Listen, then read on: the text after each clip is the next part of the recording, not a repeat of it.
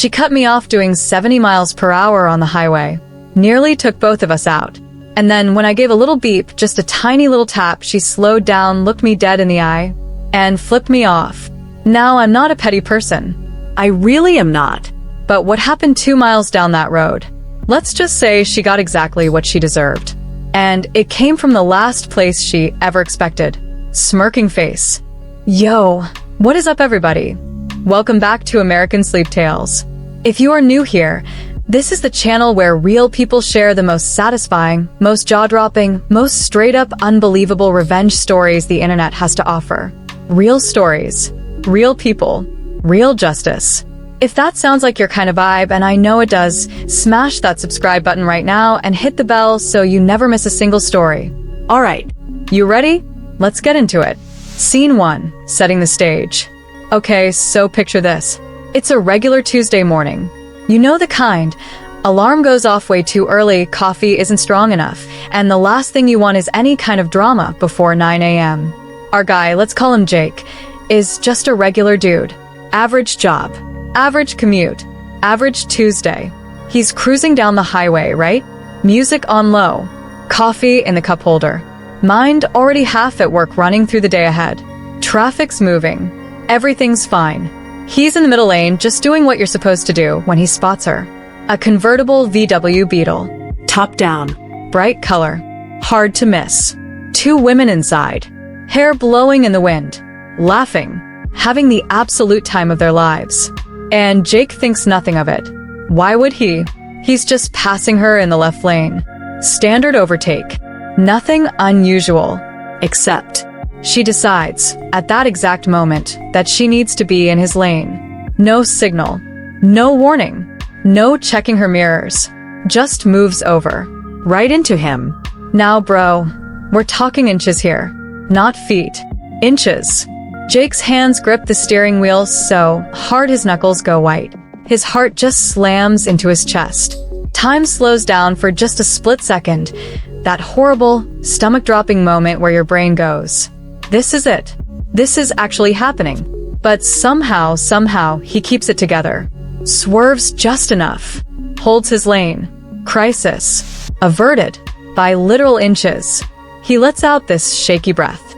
Hands trembling just a little, and he gives a short, small beep. Not aggressive. Not road rage. Just a polite, hey, you almost just killed us both. Maybe watch where you're going next time. That's it. That's all he did. 1 little beep. Scene 2, the disrespect. Now here's where it gets good. Because a normal person, after almost sideswiping someone at highway speeds, a normal person would feel embarrassed. Maybe mouth a sorry. Give an apologetic wave. But this woman? Oh no. She slows right down. Just drops her speed. Right there on the highway. And Jake watches as she turns to her friend, and they both turn around to look at him. And then, 2 middle fingers. Both of them, right in his face. And she's got this look, you know that look? That I own this road, and everyone on it look? That absolute unbothered, entitled, I do what I want look? Yeah. That one. And then she just drives off. Like nothing happened. Like she didn't almost take both of them out. Like Jake's reaction was the problem. And Jake, being the reasonable, mature adult that he is, just lets it go. He takes a breath. Shakes it off. Not worth it, he tells himself. Just get to work. Forget about it. And honestly, he does. He changes lanes. Gets back to cruising speed. Goes back to his music. Mind back on work. Back on the day ahead. Forgotten. Or so he thought. Scene 3. She comes back. A couple miles down the road. Jake's moving at a good pace. Traffic thinned out a bit. He's making good time. He changes lanes naturally, just regular driving, and at some point he passes a car without even really registering it. Doesn't even notice which car it is. Until his rear view mirror lights up. Headlights. Flashing. Repeatedly. Right up on his bumper. Aggressive. Deliberate. Relentless. And Jake's first thought is, what on earth did I do now? Because he genuinely has no idea. He glances in the mirror and, oh no, it's her, the convertible, top still down. Hair's still blowing. But the energy inside that car? Completely different. She's right on his tail, flashing her lights like a maniac, riding his bumper so close he could practically feel it. And Jake's brain is just, What? Why? I didn't even know I passed you. I wasn't even paying attention. But it doesn't matter. In her mind, he'd done something wrong. In her mind, this was personal now. And she wanted him to know it. Now listen, most people at this point would either speed up or pull over and let her pass. Most people would just get out of her way and move on. But Jake's mind goes somewhere else entirely. See, he notices something. Something small. Something insignificant. Something that, in the grand scheme of highway driving, means absolutely nothing. Except right now. Right now it means everything. His windshield, he notices, is a little dirty. Could probably use a wash. And his hand, almost on its own, moves toward the little stalk on his steering column. The one that controls the windshield washers.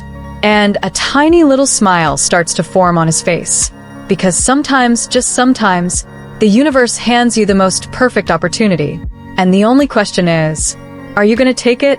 Scene 4, The Revenge. Now here's what most people don't think about. Windshield washer fluid.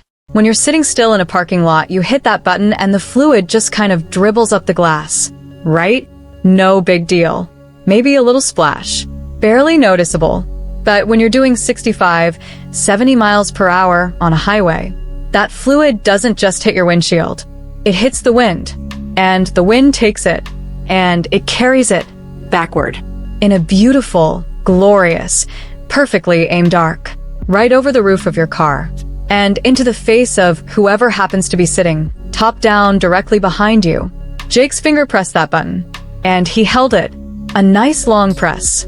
A generous press. The kind of press that says, you know what? My windshield is really dirty today. The fluid shoots up, hits the glass, catches the wind, and a solid wave. We're talking nearly a full pint of cold, soapy washer fluid, travels in a perfect arc over the roof of Jake's car, and absolutely drenches the two women in the convertible behind him. Now. Jake, eyes forward, hands at 10 and 2, perfectly calm. Didn't turn around. Didn't brake check her. Didn't flip anyone off. Didn't even change his expression. He just drove. Like nothing happened. Like he was just a regular guy on a regular Tuesday. Cleaning his windshield. Because that's exactly what he was doing. And in his mirror, he watched the convertible back off. Immediately. Like magic. All that aggression. All that flashing. All that road rage energy. Gone. Just like that. And Jake started laughing. Not a loud laugh. Not a victory shout. Just this quiet, deep, from the belly laugh that he couldn't stop even if he tried. The kind of laugh that releases everything. All the tension. All the frustration. All the adrenaline from that near-miss miles back. Just gone. Replaced by the single most satisfied feeling you can possibly have on a Tuesday morning commute. Scene 5, The Psychology. And here's the thing that gets me about this story. Jake didn't plan any of this. He didn't tailgate her back.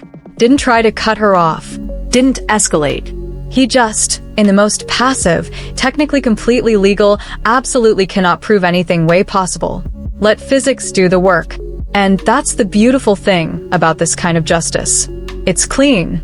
It's proportionate. She gave him aggression. She got a shower. She gave him attitude. She got soaked. Not hurt. Not endangered. Not threatened. Just wet.